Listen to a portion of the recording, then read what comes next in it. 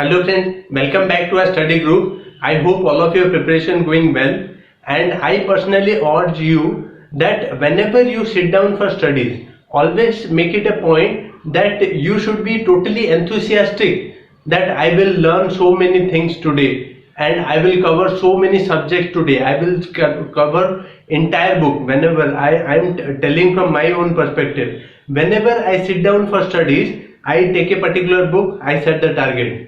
Within 2 hours or 3 hours, I will complete this much portion.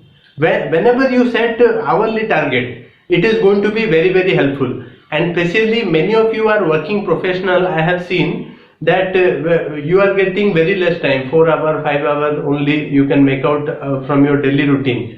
For students also it can be applicable. So whenever you are sitting down for studies, always make a point that set hourly targets. And today I will cover this much portion in 1 hour or 2 hours or 3 hours. So always be enthusiastic, feel energetic, like I will cover this much portion of this particular thing. So I hope you got my point. Always feel interesting, make it fun whenever you learn. Making fun is very important, because the moment you make a fun, you will remember it for a longer duration. Today our important discussion will be on especially after 1857. There are so many socio-religious, not only 1857 but in India there were so many socio-religious movement. We will be learning it. Religious and social reform movement, very important MCQs can be asked from this particular discussion. So very important discussion. Abolition of Sati. Remember abolition of Sati, Raja Ram Mohan Roy was the prominent figure. Raja Ram Mohan Roy started a movement for abolition of Sati, because it was totally a heinous practice. With Raja Ram Mohan Roy, with the help of Lord William Bentinck, he helped and passed this particular abolition of Sati. So regulation 1829 abolished Sati. So William Bentinck as well as Raja Ram Mohan Roy were instrumental behind abolition of Sati. Remember it. Then female infanticide. Bengal regulations of 1795 and 1804 declared infanticide illegal.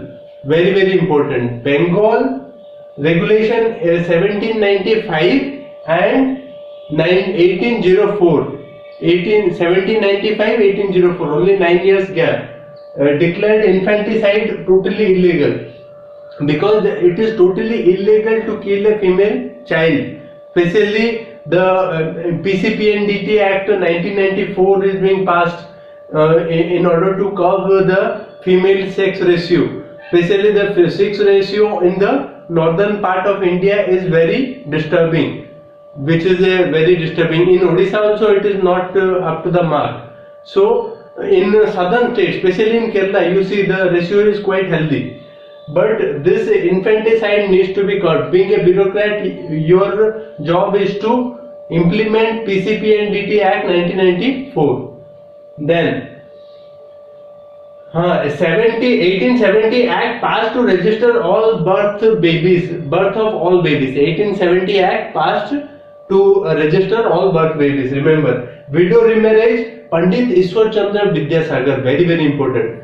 Pandit Ishwar Chandra Vidyasagar was the prominent figure in widow remarriage as well as women education, that we will study here. Women education, he was the principal of Sanskrit College. He was the principal of Sanskrit College, Calcutta. And Hindu Widows Remarriage Act 1856, which legalized widow remarriage.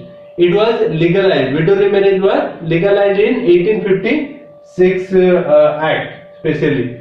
Then Vidyasagar cited Vedic text to provide to prove that Hindu religion sanctioned widow remarriage, because many of the heinous practices are going on in Hindu religion, and Ishwar Chandra Vidyasagar was instrumental in fight against those irrational practices. And he said, no, we will be standing against this evil practice, and he started a movement for widow remarriage. That was the thing. Then another few important portions of prominence of especially widow remarriage. are Jagannath Shankar and Bhaudaji in Maharashtra. Jagannath Shankar and Bhaudaji in Maharashtra were prominent figure.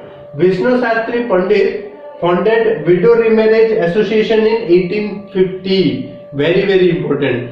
Vishnu Shastri Pandit Widow Remarriage Association 1850. Remember it. They can ask you in MCQ. Vishnu Shastri Pandit founded Widow Remarriage Association in 1850. Then Karsan Das Moolji started Satya Prakash in Gujarati. Very important. Karsan Das Moolji in Gujarati. Satya Prakash in Gujarati in 1852 is a advocate of Widow Remarriage Act. Advocate of widow remarriage. Then Professor Karve in Western India and Virasalingam Pantulu in Madras. Very important. Professor Karve was a prominent figure not only in widow remarriage, he was also a prominent figure in women education. Indian Women's University was established by Professor Karve in 1916. Very important. Means in both the causes he was a prominent figure, champion of these good causes. Then child marriage. Child marriage was another heinous practice which needs to be curbed. You as a bureaucrat have to stop this kind of a evil practice, child marriage. Then Native Marriage Act, Civil Marriage Act prohibiting child marriage in 1872. Civil Marriage Act 1872 is the, you can say, the started the revolution in abolishing the child marriages. Slowly it went up and up.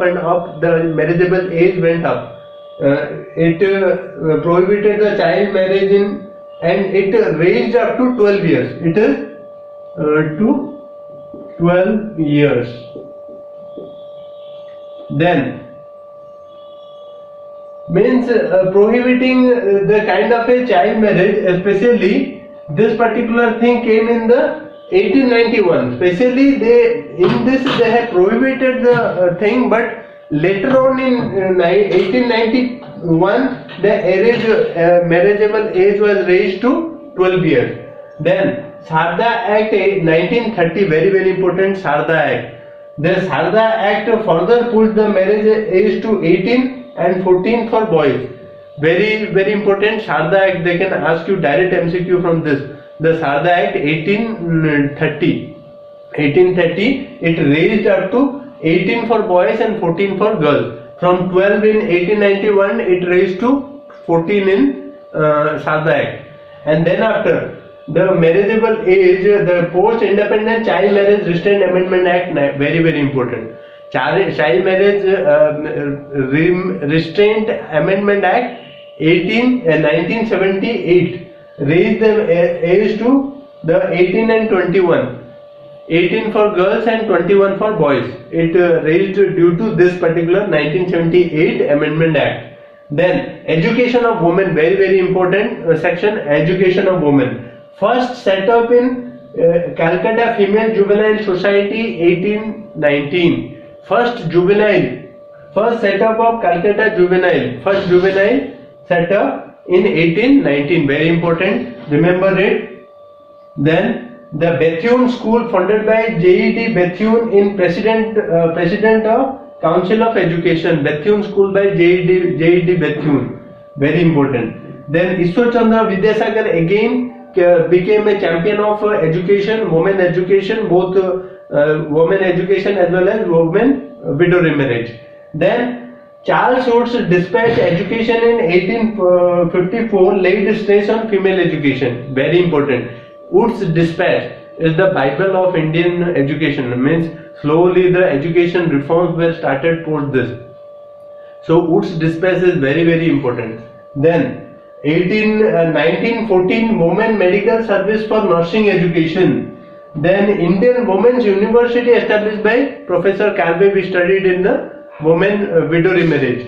Then All India Women's Conference established in 1927. Very important. They have asked previously. They have asked a MCQ regarding this.